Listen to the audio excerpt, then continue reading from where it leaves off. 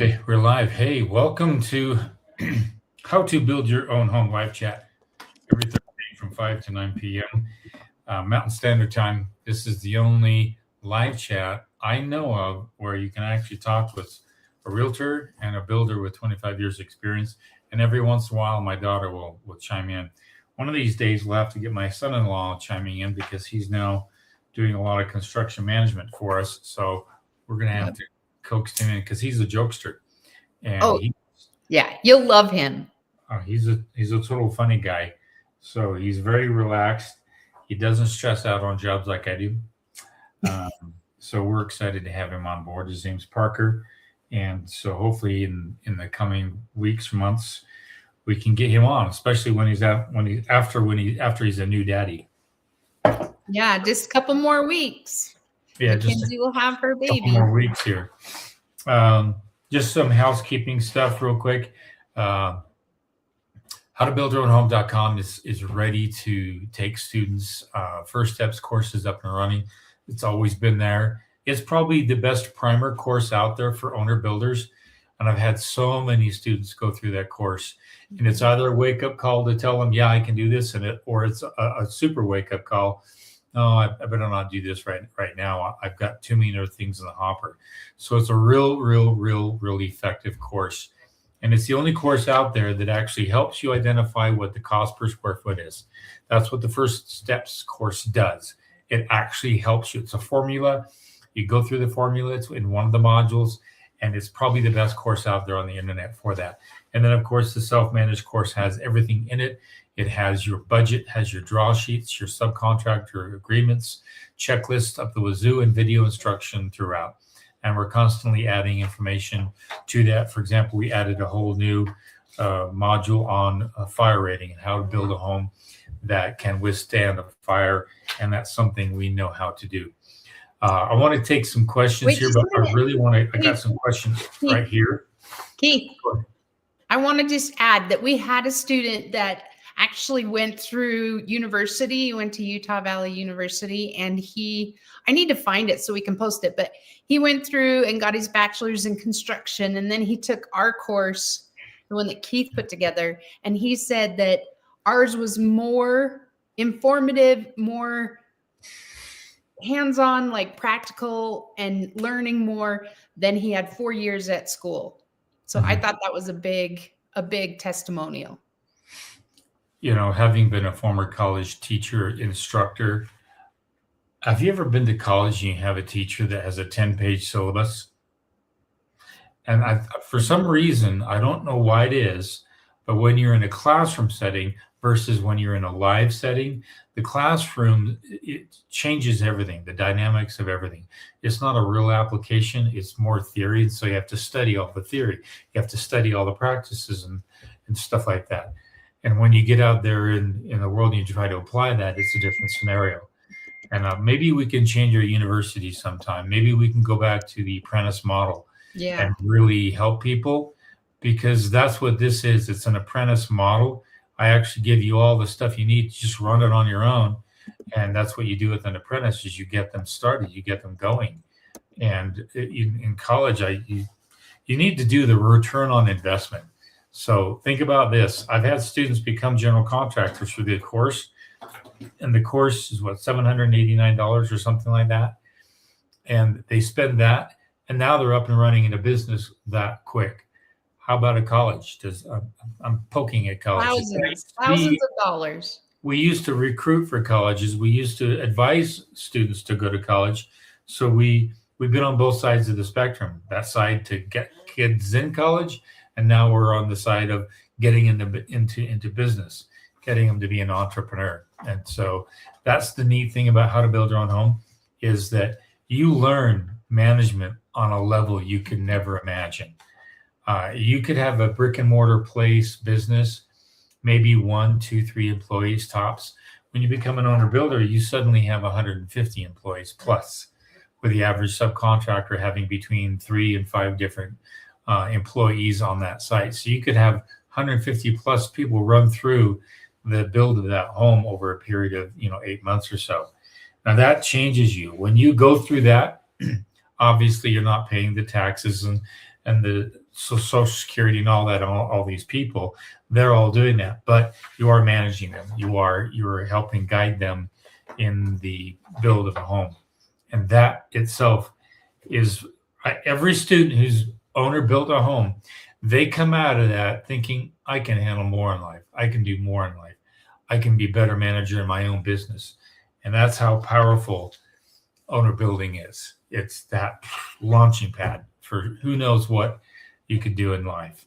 Let's go ahead and take this question here, because I promised her that I would get to this first. That way, when they come back to the live chat and rewatch it, they can actually get that answer real quick. This is from Carissa, and she writes, most subs, these are people that write in and they can't get to the live chat, so I'm answering it here. Most subs I've gotten bids from want 50 to 60% of the total bid up front, materials plus labor. You and Kinsey mentioned last week on live never paying over 50% of materials as the deposit. As a first-time builder without established contractor relationships, how would you negotiate this without upsetting the contractor and still protecting the budget? This is a rural area, and finding subs willing to travel has been challenging. Don't pay any material costs until it arrives on site, first of all. Okay.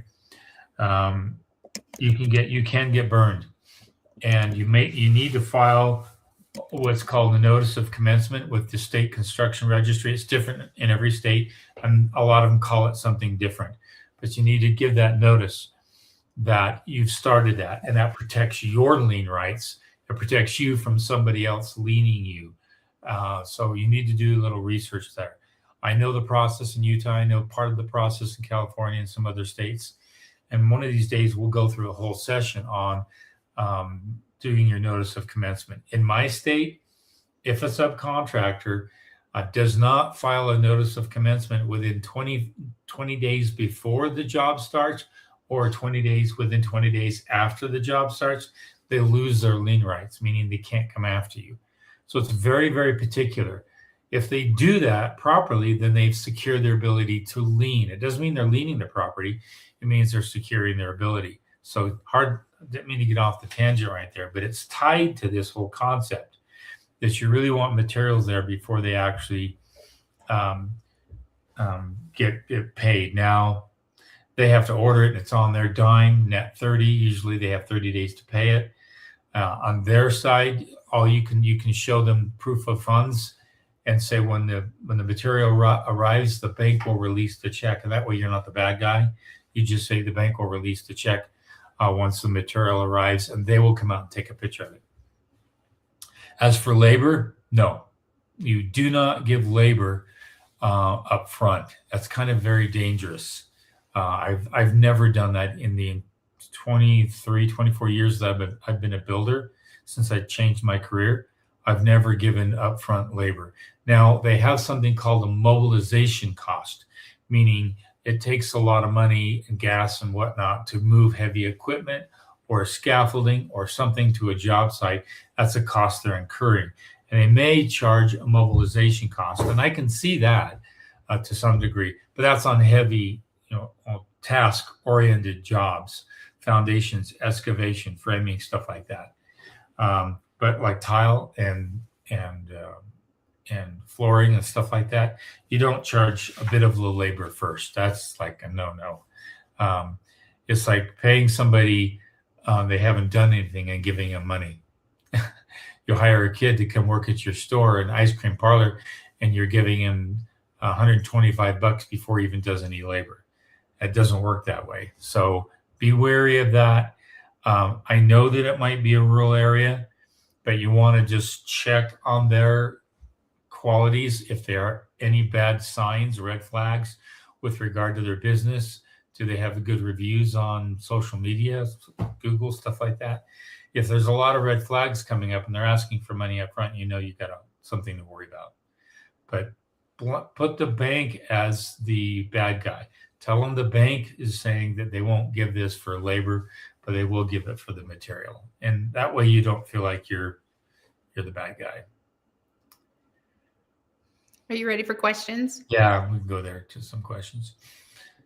This is the Ma Pearl, Western Washington. How much should we expect to pay for painting 1,458 square foot home inside and out, except cabinets? That's a really good question. Get 3 bids. Yeah. Let's see That's how. the best way to make sure. Get 3 bids because everybody's different. And then we have different levels too. Like people that have been in the business, they're in high demand, really top quality. They're going to be higher than somebody that's just starting out. It's their first year, still trying to get business. So That question's kind of interesting because it depends on a couple of factors: how high your ceiling is, and whether or not you want 2, 3, or just one tone paint. The more tones you have, the more cost it's going to have, which means they got to tape everything off. And so you're going to have to keep that fact. We're going to be doing a post on this with the yeah, elaboration. we're interviewing our painter next week. So the high end would be, $8,700, somewhere in that range, but I'm factoring $6 a square foot. And they typically charge you per square foot based upon the ceiling height, and then they factor in the totals, all the walls and everything for the entire home. But they do 10-foot, 9-foot ceilings and total square foot, and then they can factor that. And so that might be on the little high side. You can probably get it for 2,000 or 3,000 less. But keep in mind, for a home of that size, the paint materials alone, paint materials would be almost 50% of that cost. And so it's hard to make a living in some trades at 50%. Let me give you an example. Roofing is pretty good at 30 to maybe 40% of the cost of all the materials. So let's say your materials are 10 grand, and then you charge another 10 grand to do the install. That's about 50%. Some other trades are less than 50%. Some are even more than 50%. Let's say, for example, that insulation, a very, very cheap material, okay, very affordable material. But let's say it's $1,000 to do for all the material to do 1,000 square foot home. Okay. Well, and it takes 3 days to do it. Well, $1,000 isn't going to cut it for three guys for 3 days, plus all the truck, all the equipment, and all the overhead and stuff like that. So insulation is where you're going to charge anywhere from 40 to 60% over the material costs. So every trade is different. Okay. And you have to kind of know where those trades are. Like framing, that is about anywhere from really cheap, super, super low end, $7 a square foot to high end $35, $40 a square foot, depending upon your market.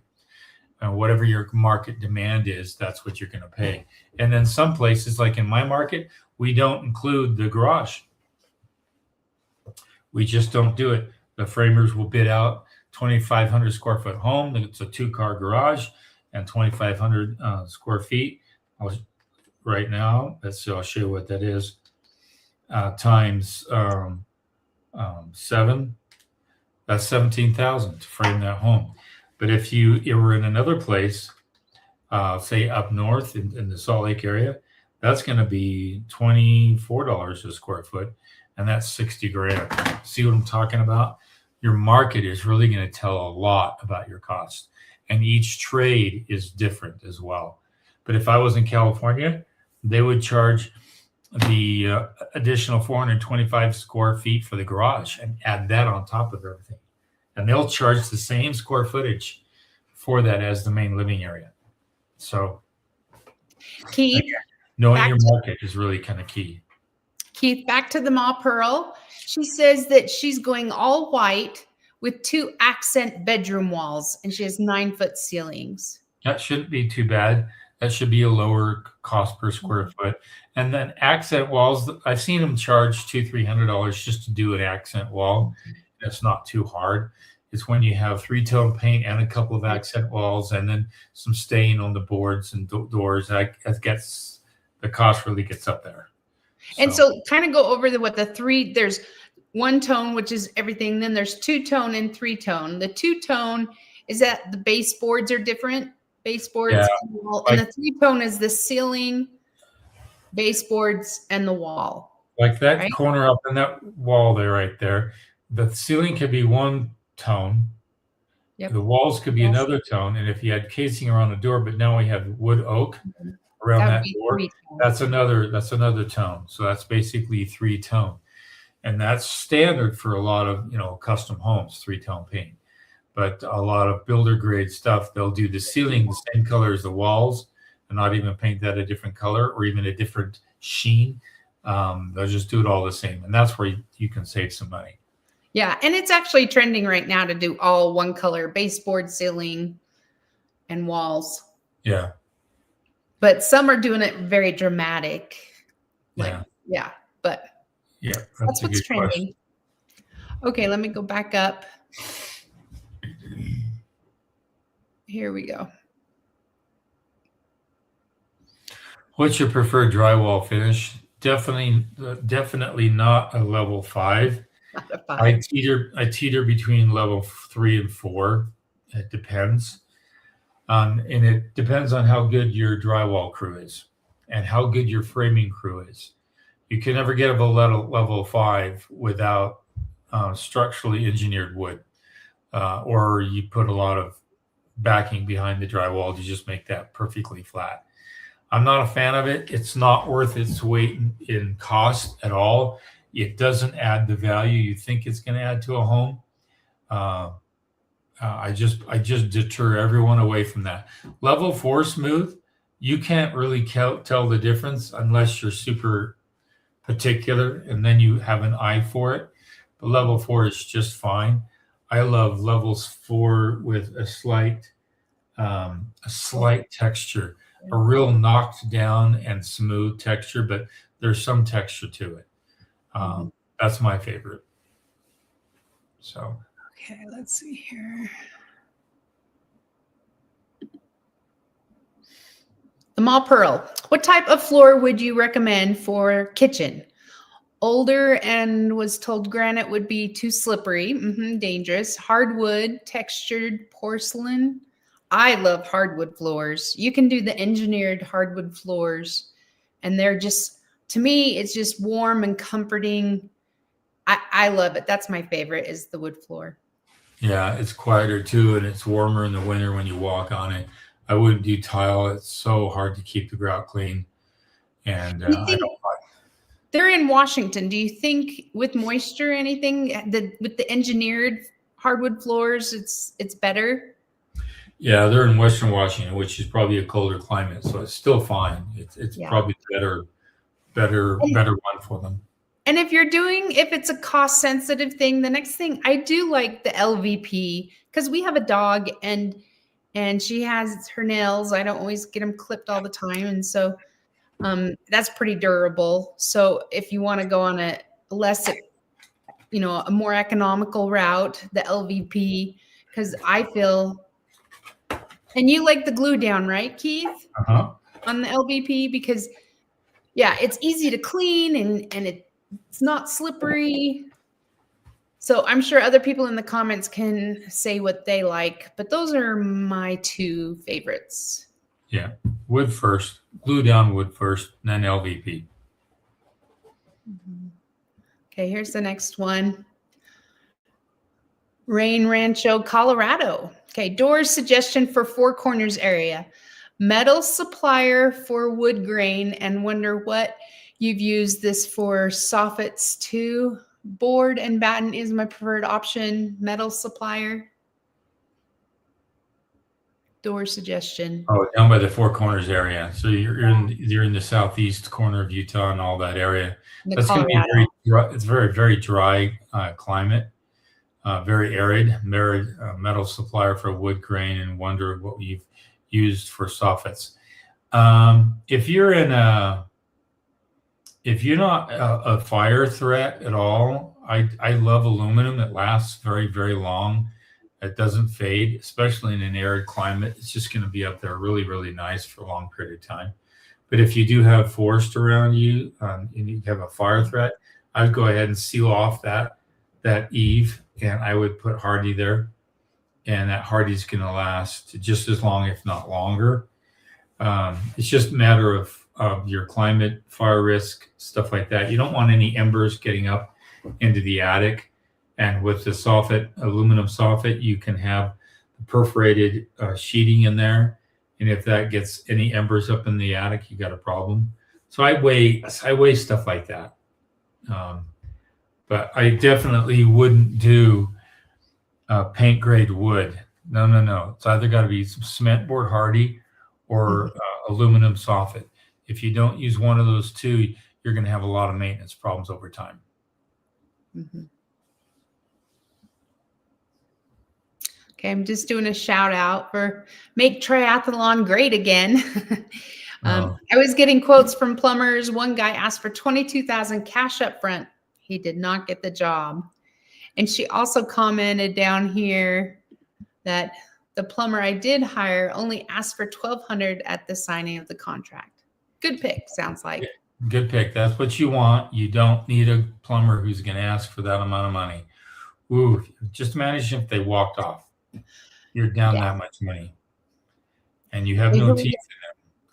The only teeth you can get in the subcontractors if they've done work on the job and they haven't been paid. That's really the only teeth you've got. And you pay them when they get a certain amount of the work done. Okay, I'm not a fan of engineered laminate flooring, agreed, and would like to do real hardwood. Any brands or suggestions in Southern Colorado? You know, there are so many out there. Mm-hmm. I just don't like a very thin floor. If it's less than a half inch, then I have worries about it. The thicker the floor, the easier it is to hide imperfections in the subfloor. So don't go with something thin. Get something that's closer to 3/4 inch tongue and groove engineered snap-in kind of wood. If you go with something super thin, you're going to start to see undulations in the floor, and it's harder to lay, and you got some problems. I always go as thick as I can.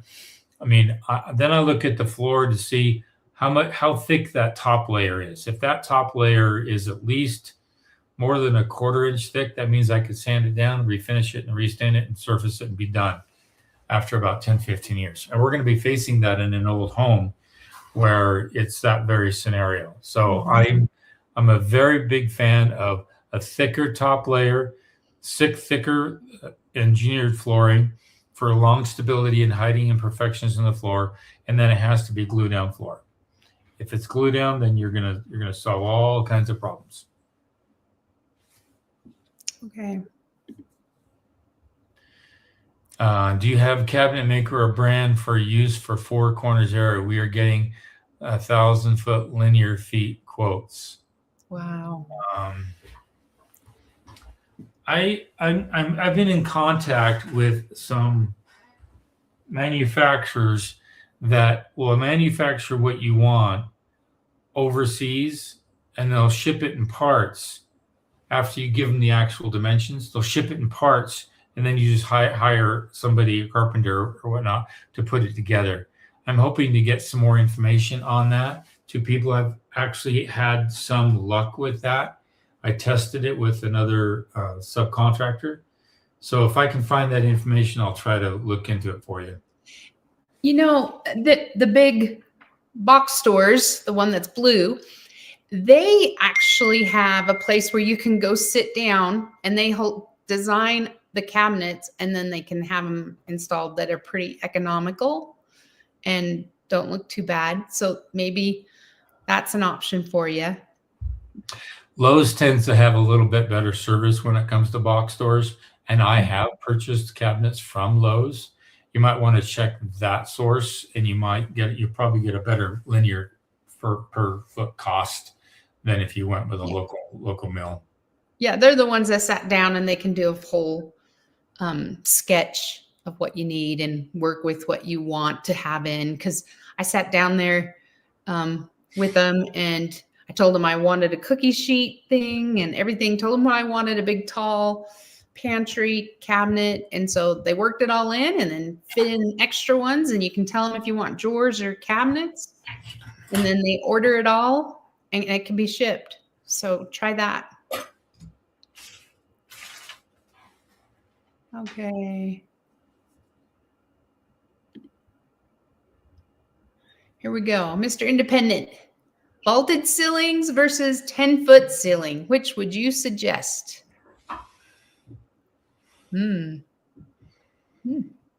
Depends. Do you have a view and windows? Go with the vault. Yeah. Yeah, I'd have to look at the design. And Yeah. If I saw the design, I could make a personal suggestion there, but I would need to see that. And if you had some views, that really brings in the light. And if you have a vaulted ceiling, bringing in extra light is kind of a big plus. And if it's in your main area, you could have the kitchen be the 10-foot and then the living area be the vault. It could all matter about your trusses too. Like there's lots of options. But 10-foot ceilings are great.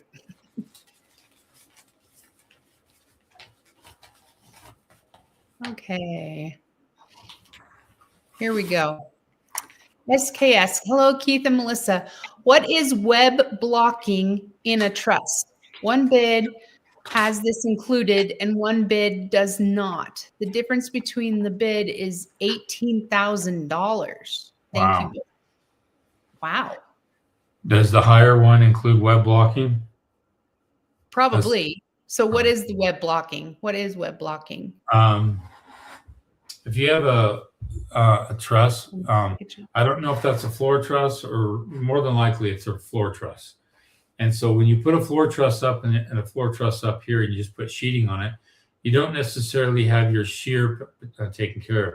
So they put blocking in between those trusses.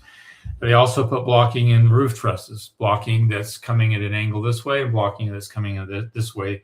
That way, if wind starts to push it, it's got shear strength. That's what that blocking is. But the one that doesn't have it mentioned, they should do it automatically anyway because it's per code. So that's one of the things you want to do is ask them to put the phrase per code and per engineered plans in their specifications or in their bid. If they do, then they're properly held accountable for it. Oh, okay. Colin Maurice Taylor. I'm about to retire, 68. Congratulations. That's exciting. From my JFK job. Don't want to stay home all the time. Should I start in construction? Depends on what kind of construction. Yeah. That's a hard question to answer. It depends on what kind of construction. If you have any money to invest, and if you do have some money to invest, maybe you can buy something that's needing rehabilitation. And that's the best place to start. I wouldn't start with new construction because that's a little too costly. But it's like I just had a call from somebody here, a close friend that could lose a home, and he owes $80,000 on the home, and he wanted to know if I can pick it up rather than lose it to the bank. Now, if you're in a situation like that and you're retired, you might have some capital. There could be some situations out there where you can actually help some people. My wife and I helped a client several years ago. She had a home up in the mountains. She had a home down in town. She wanted to move up in the mountains. And both homes were in disarray. I mean, really bad situation. Mm-hmm. She didn't have much money.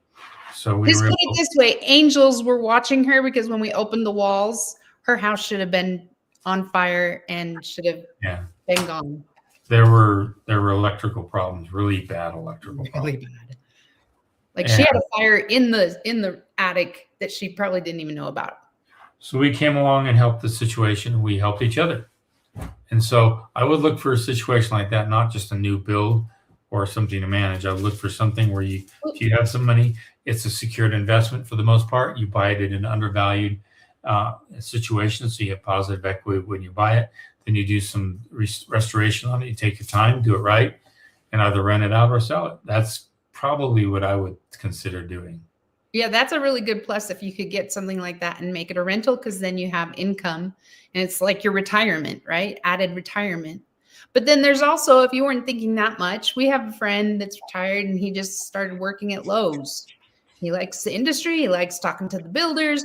He likes finding good deals and calling us like, hey, this is on clearance. Come pick it up if you're interested, And then we also hired somebody that just went and checked the job site every day and gave us photos. And so it all depends on what you want to do and how involved in construction you want to be. Yeah, I hired a gentleman who's retired, and he helped me with a couple of jobs up north, and I paid him like $300 a month, and he would just go there once a week, take some pictures, and it kind of helped me see where things are when I couldn't be there every single day. And so you can ask around, see if there's any builders that need you to just keep an eye on stuff. Yeah. Okay, let's see. Oh, Brady was just asking if it was a flat pack cabinets that you were talking about. Is that what they're called? I don't know. They have all different kinds of dimensions to them. I don't know what they are, but I'll reach out to a friend of mine who gave me the contact. I just haven't followed through with it. Okay. And then Brady also says, I've used the semi-custom cabinets from Home Depot for budget builds, rentals, and they are good for the price and delivered quick. Yeah, and they're nice. Yeah. I've actually had a client that wanted to remodel their kitchen, and they went to IKEA and got their cabinets, and their kitchen turned out beautiful. Like, you just want to look at the front face. If the front face is all wood, you're going to be okay. But if the front face is particle board, you can run into some problems. Okay. Where are owner builders going for insurance, and how long are you finding that they will carry it? Allstate gave us 24 months, and we need another year maybe, trying to complete enough for homeowners insurance. We usually have ours for a year. Yeah, we go through an audit process every single year, and so it's not fun as an owner, as a builder. But I do have some insurance resources in the download section at How to Build Your Own Home. And these people are very, very good at helping get people insurance across the country. And they specify in Contractor insurance and insurance for owner builders. So in the download section, it's called Architects, Engineers, something like that. It's in the download section. And you'll see it. Okay. Paula Maurice Taylor, thank you. Okay, we're glad. We love helping. Come join us every Thursday, 5 to 6 Mountain Time. Tell us what you end up doing. Yeah, keep us informed. Okay, so anything else? No, I just had that one question. We got a quiet group today. Yeah, we won't be doing any live chat next week. It's a holiday week, and there's so many people gone. And we'll be having a little fun with family and stuff like that. But we're going to pick up the week after. And so please have your questions. I'm getting more people using the online platform as well as advance notice through email. And keep in mind that there's 2 ways to reach us and reach me for any questions. If you're in the program and you're in a particular module, let's say you're in module 3 on framing and you have a question, you can submit your question and I get that email instantaneously. And I respond to those promptly. Why? Because I like being prompt. Plus, that question you pose, that gets recorded in the entire platform. So when you come to that module, you'll see all the discussion and all the dialogue related to that particular module. And it's been building up over the years. And if I don't have answers to stuff, I go call a contractor that I know that has the answer. They email it to me and I plug it up there. So we've been building all this content online. And it's a great resource. And those students that are really familiar with it use that.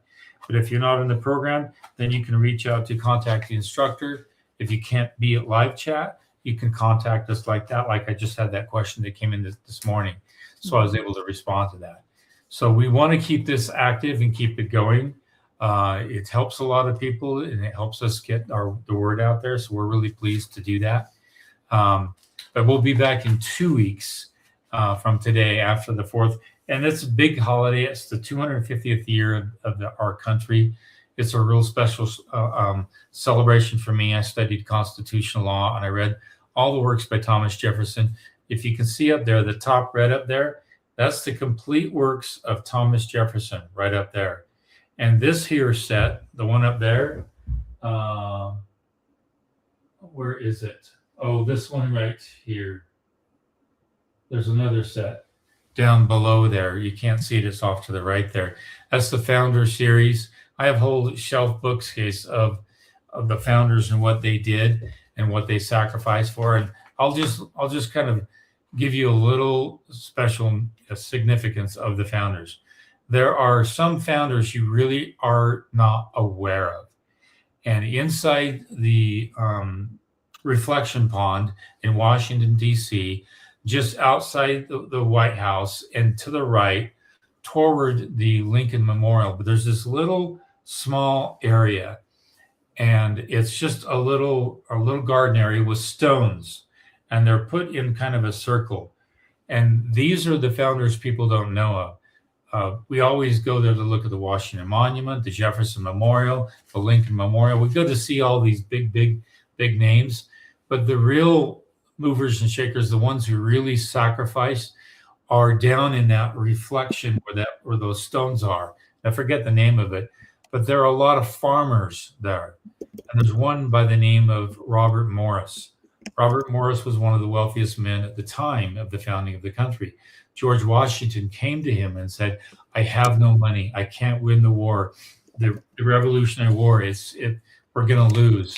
So what did Robert Morris do? He gave him $10,000 at that time, which is a massive amount of money.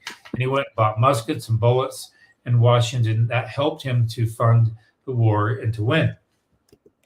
And Robert Morris was an attorney, but he was also a very successful businessman. He actually was put in prison, in debtor's prison. Back then, you could be in debtor's prison because he lost everything because of that. A lot of the other founders, Washington, Lincoln, they didn't lose everything. They endured great crisis, but they didn't lose everything. So if you're ever in Washington, D.C., go to that. I wish I had the name of it, but you'll see it right by the reflection pond. There's a little circle and there's a bunch of stones there. And you'll see a lot of farmers' names, and a lot of people who signed the Declaration, signed the Constitution, but they're obscure.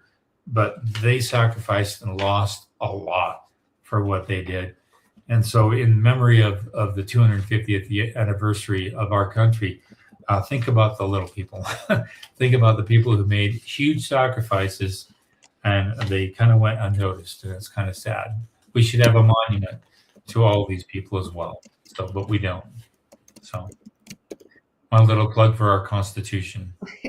We got some more questions coming in, and I'm just answering them all, Pearl, real quick. Okay. One real quick. How long do most take on completing their homes? It all depends on how big your home is, and if you are doing it all yourself or if you're hiring subcontractors. I have a friend in Las Vegas, and they've been working on their house for 20 years. So all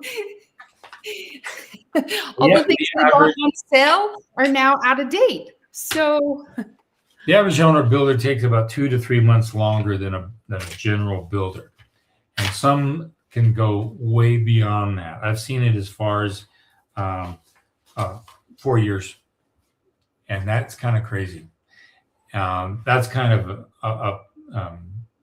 a passion they have to really feel like they can do it all. And if you're going to do it all, it's going to take you a long time.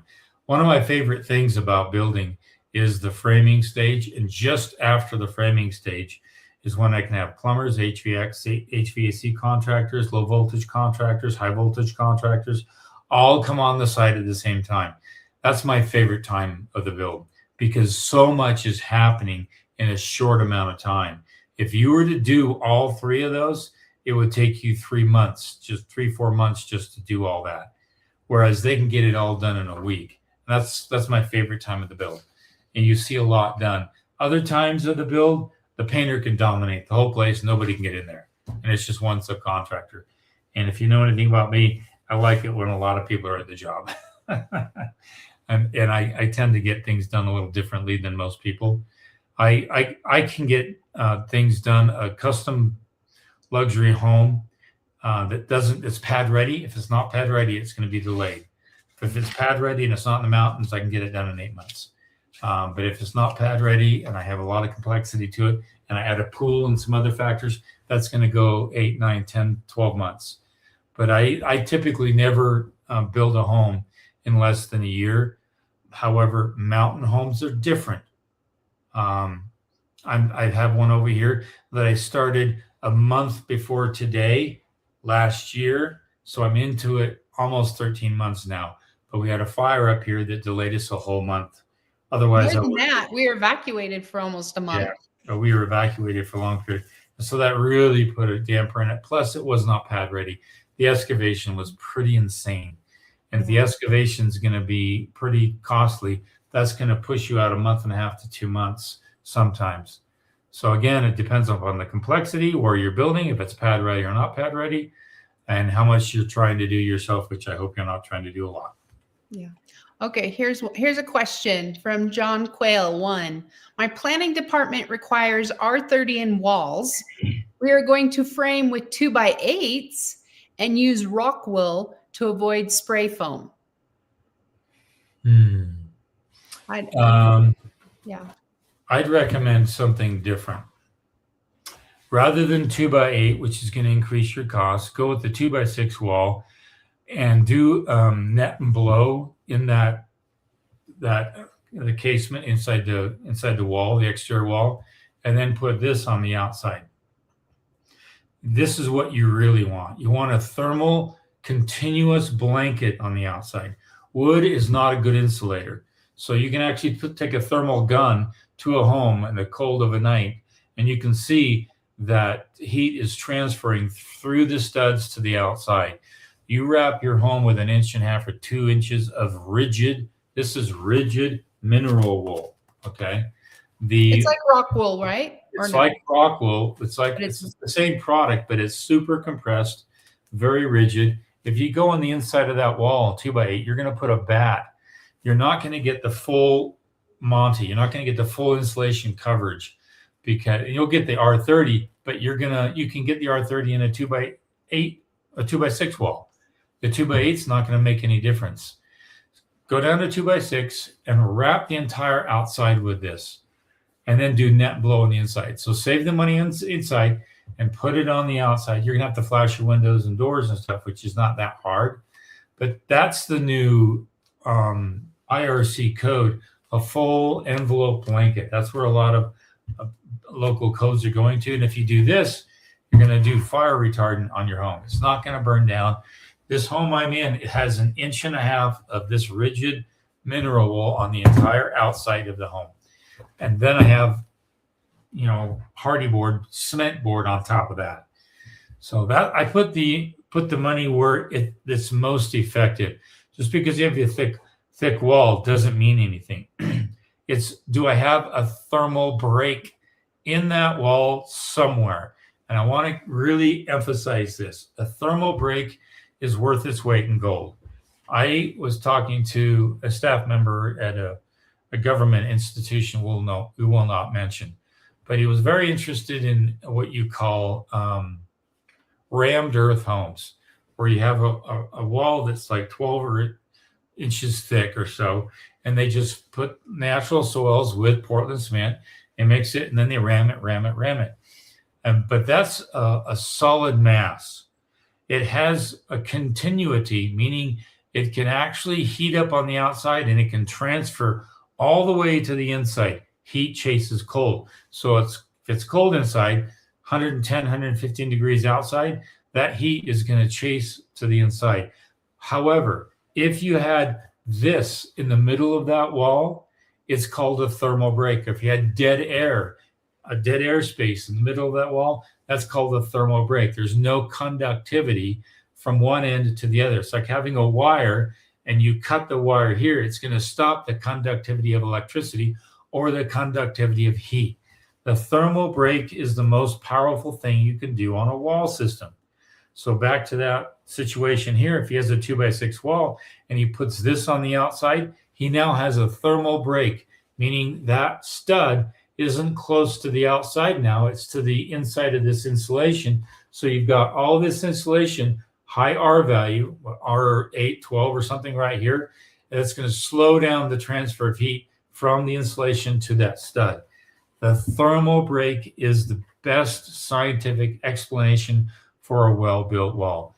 These windows right here, inside the frame, all the way around it, there's a plastic filler, or it could be fiberglass, it could be anything else that doesn't conduct heat or cold like the aluminum does. Like if this is aluminum window, then if it's straight aluminum all the way through, I'm going to feel that cold aluminum through the winter. But that thermal break slows that down, stops a lot of it from transferring through the wall. So again, I don't put your money on thickness, put your money on effective layers that act as a thermal break, and you'd be much better off. This home is super cheap to heat in the winter. I've got passive solar all winter long, and I've got that thermal break on the outside of the wall, and that's where it's really powerful. And that's why I kind of talk about OmniBlock, because it has 2 thermal breaks inside the block wall itself. Not many wall systems have 1 thermal break, let alone 2. So if you can create a thermal break and stop, I'll end with this. Have you ever touched a stove, a pot on the stove, and it's solid metal, cast iron? It's hot when you pick it up. Some of them are cast iron, and then the handle is aluminum, which doesn't conduct as much as the cast iron. Others have a wood handle, so you're not going to feel the hot temperature. That's a thermal break. You're breaking the conductivity from one place to another. Anytime you can do that, you're going to have a far more efficient build. There. Okay, just a shout out, David Parker. Yes, blessings to all patriots. Mm-hmm. And then we have James Morone. Yeah, sorry about that. I chopped that up. I got the cabinets here in Houston from a guy that he gets them from China.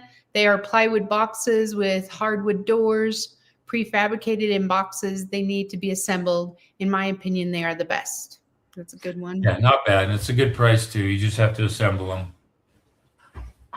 Okay, the Mall Pearl siding. Right, you can order them right too.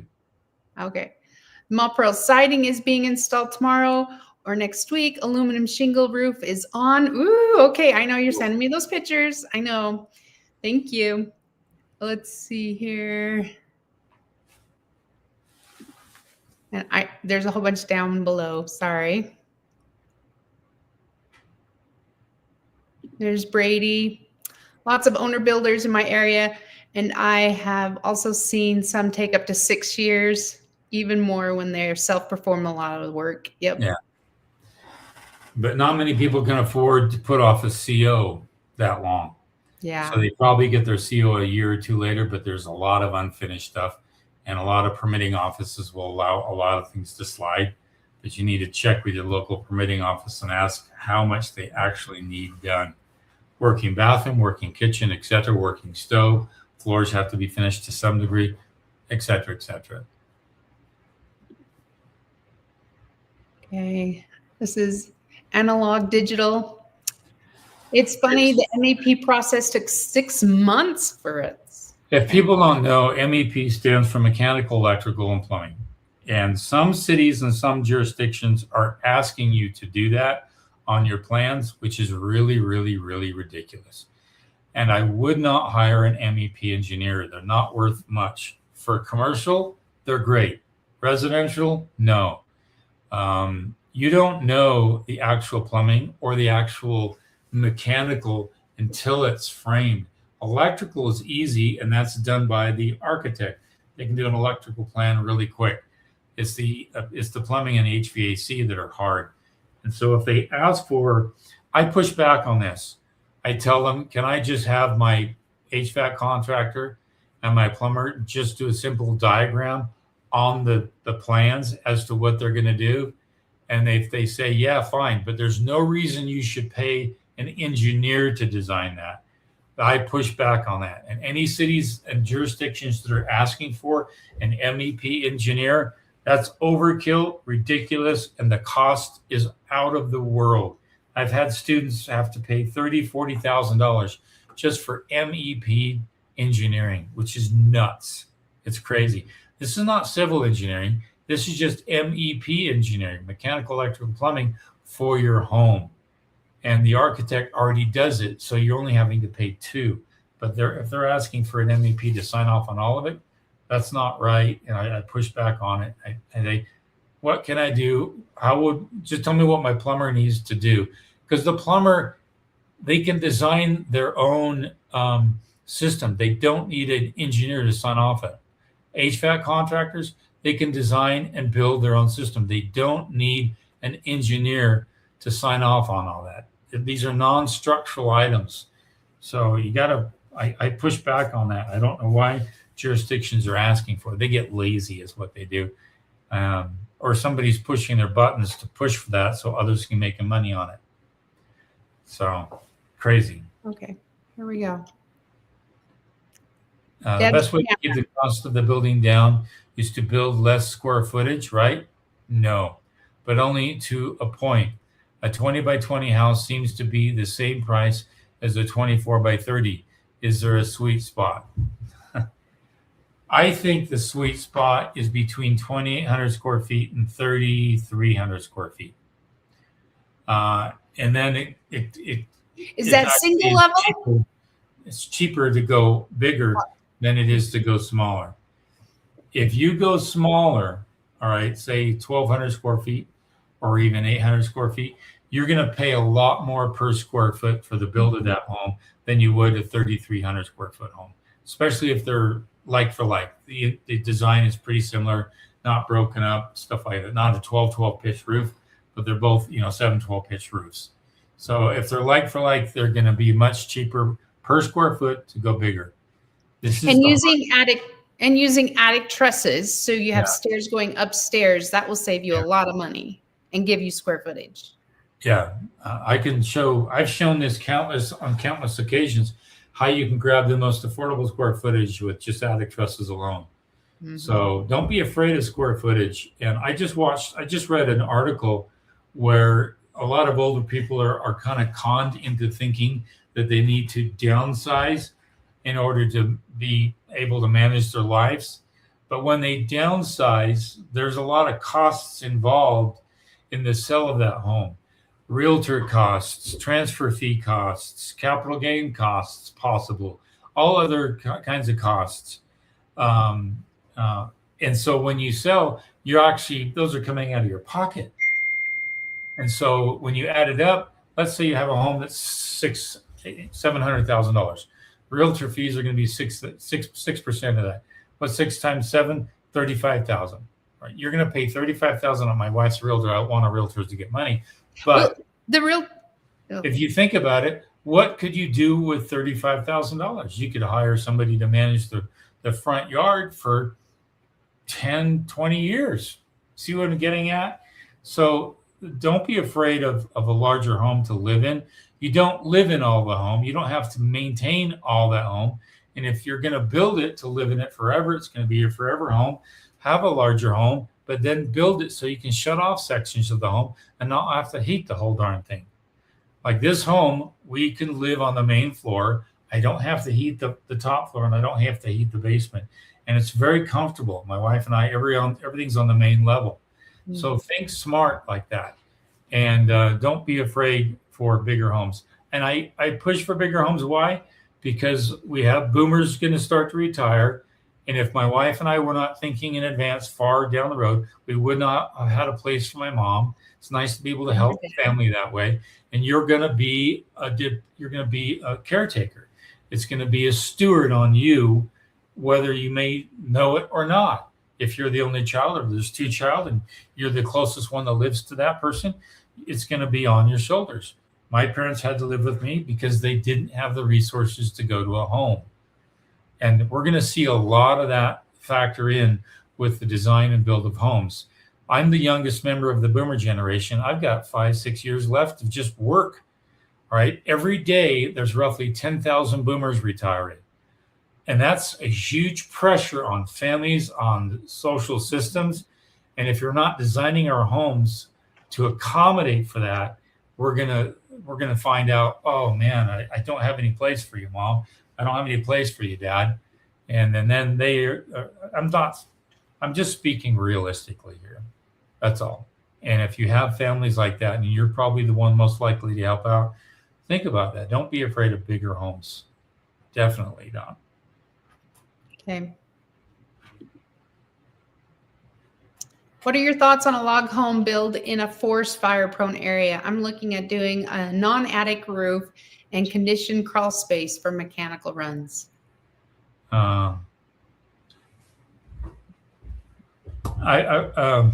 It depends on how thick the log is, because the log itself has a certain fire rating to it. And if you look outside here, you can see a tree out there that's still standing. No, we can't see it, honey. Sorry. Right there. No, we just see the beams. We don't see the tree. Those beams were singed. There's a beam right there, and that was singed by the fire, pretty heavy. But it was an 8x8 beam, which means it's like that thick. And so it got singed on the first quarter inch of it, which means I had a fire rating. It couldn't get in and burn and start to smolder. And so with log homes, it's kind of the same. The trick is, if you're going to have a deck, a wraparound deck, and it's going to be slatted so embers can get in there and wind and start to smolder, that deck has to be a full membrane covered concrete deck or something better. And you want to avoid any exposed wood that's small in dimensional lumber, so that embers can't get in and do its thing. The vertical lumbers, I'm not worried about. The thick timbers, I'm not too worried about. It's the eaves and it's the deck. That's your weak spot. And if you have any weak spots where embers can get up in there, I just built a home just down that way, and it burnt from the rooftop down. Most of the homes that go down, they burn down that way because embers get sucked up into the eaves, and then that's dry and timber full with oxygen being blown in there at a high rate, and all that fuel, oxygen, fuel, and heat. And that's the triangle of fire. And if you can stop two of those, then you can really stop a fire. So what's the first one? Fuel, cover it up, bury it so it can't get accessed. And then, of course, you stop embers from getting in there, heat from getting in there. And if you can control two of those triangles of fire, again, heat, fuel, and oxygen. And if you can control two of those, you're not going to have a fire. And so I'm looking at how sealed up you can make it. And it's really the appendages from that: deck, roof, eaves, all that. But I personally wouldn't do it. Too much maintenance for me. There's some products you can put on there that are much better than logs. They look like logs, but they're made of concrete. There's a company that manufactures them, I think in the Dakotas somewhere. But look in siding that looks like concrete. All right. And then you can save your money and put something that's going to be more lasting. Good question, though. Jamie Marino again. Does the siding need to be installed with special nails over that type of insulation? Yeah, just screws, longer screws, 3-inch screws. If you do you have anything on your desk that shows it? We did a video. If you go to our YouTube channel. Not that screw. That's too small. Yeah. So go to our YouTube channel. It'd be a 3-inch screw. And he showed. We have two videos with the exterior insulation. One's the one when we did build it. I think that video is called something like "Trying to Make a Fireproof House," or "Fire Resistant House," something like that. That's when we were putting it on. And then we did another one. See, that's 2 inches thick. Mine is 1.5 inches, so I still have a full inch to get into the stud-work. So you probably want 3.5-inch screws. And those are structural screws, and they go right in there. Mine was 1.5 inches, so they were able to shoot nails all the way through it. But it more than likely it's going to be structural screws. Yeah, and we do have another video that's on how to build your own YouTube that you can type that in. So let's see here.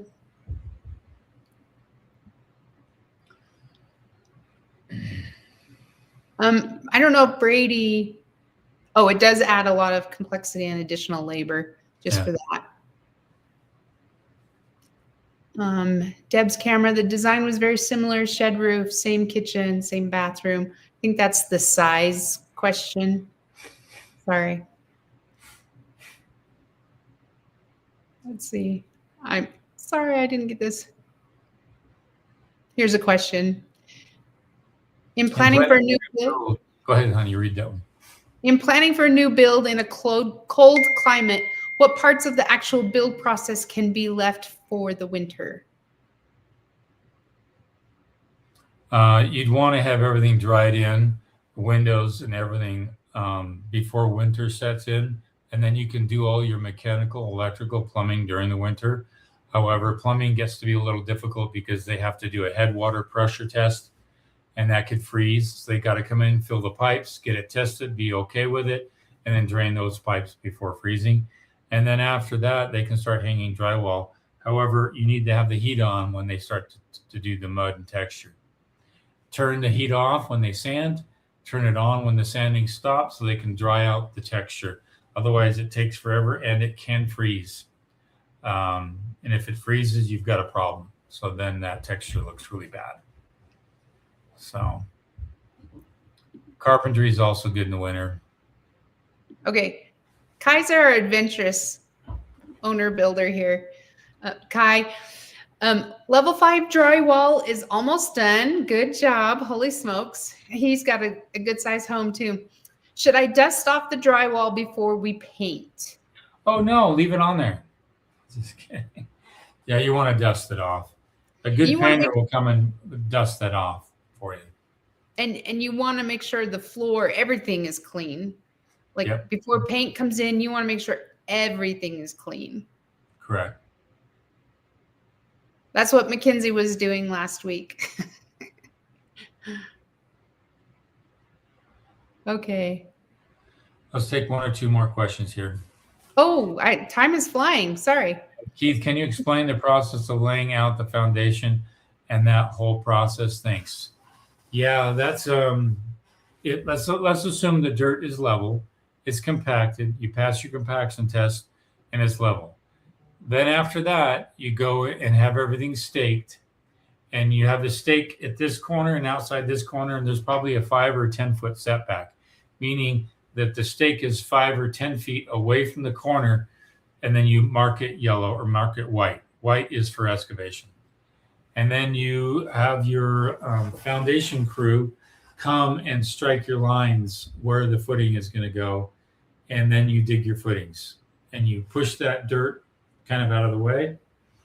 And once you've got your footings dug, then you put your rebar down, your chairs, and you may form it right directly on the dirt without digging down if you have the proper elevation exactly where you want, or you can end up digging the footings down. And then, of course, it depends on how much frost protection you need.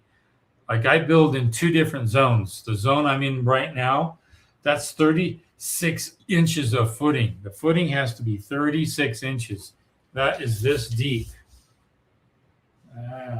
Right there. That's that deep. I'm way out here. That's 36 inches. So the footings have to go that deep to avoid frost heaving of the home. Down in town, my footings are just 30 minutes down are that deep, 10 inches sometimes. Sometimes they'll go 12 inches. That's it. So I build in some really wild areas.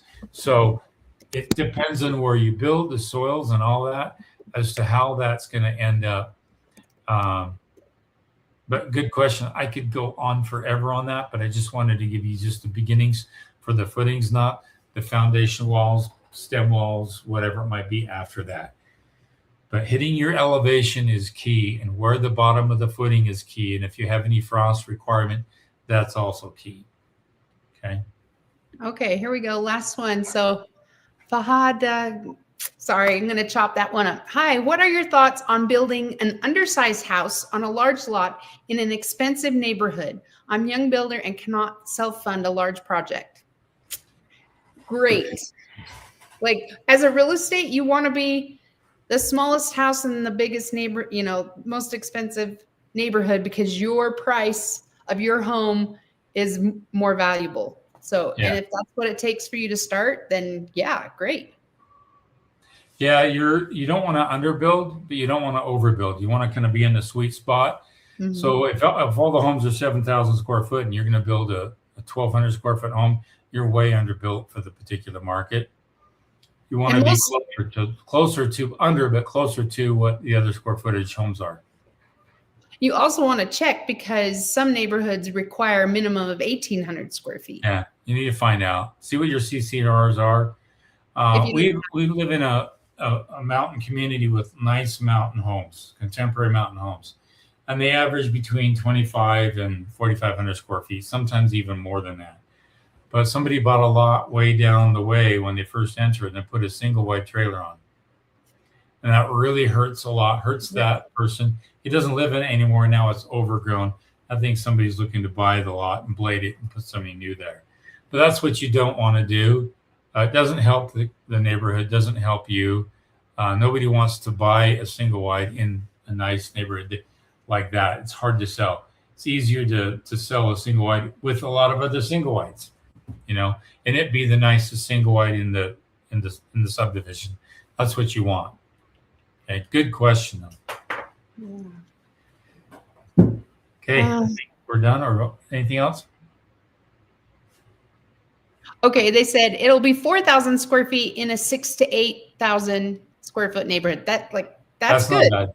That's good. Yeah, that's good. Yeah. Yeah. And here's one more. There's a lot of push on ADUs, accessory dwelling unit or tiny home. What's your take on ADUs? I'm thinking about that as well. Get older and I'm leaving the main house to my daughter. Oh yeah. You're thinking multi-generational. You're thinking like we think. That's what we think. Yep. Yeah, very, very, very good path. We commend you. Stick to your family. Stay as close to the family as you can.